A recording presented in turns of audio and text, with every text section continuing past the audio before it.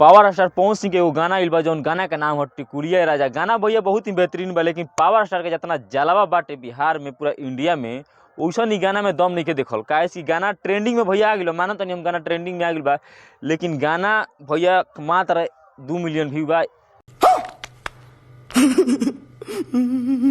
राजा ई गाना के लिखले बड़न रोशन विश्वास, म्यूजिक डायरेक्टर बड़न प्रियांशु सिंह।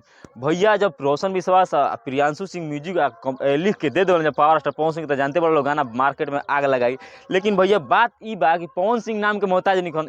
अच्छा ठीक है, सब कोई जानता है कि पावर स्टार पवन सिंह के भैया स्टेज शो करलन पवन सिंह, तो जौन कुछ बोल देवेलन तो ऊ वायरल हो जाला रील्स पे, 1 मिलियन 2 मिलियन रील बन जाला।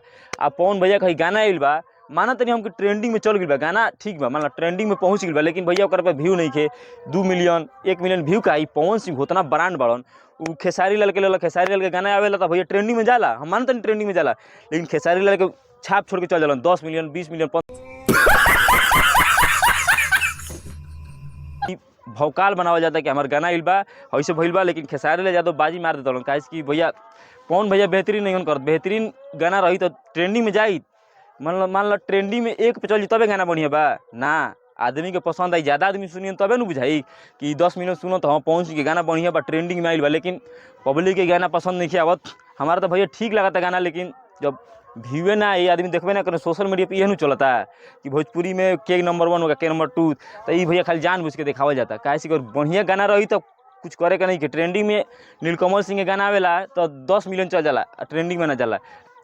पवन सिंह के रहता 5 लाख व्यू तो ट्रेंडिंग में 10 नंबर पर, बताओ। नीलकमल सिंह के गाना 10 मिलियन होता तो ट्रेंडिंग में ना दिखी जात, खेसारी लाल के गाना 10 मिलियन होता तो ट्रेंडिंग में नहीं जात, और पवन सिंह के 5,000 10,000 20,000 तो गाना आओ तो ट्रेंडिंग में चल जाता भैया। तो व्यू नहीं रहा तो खराब लगता नू।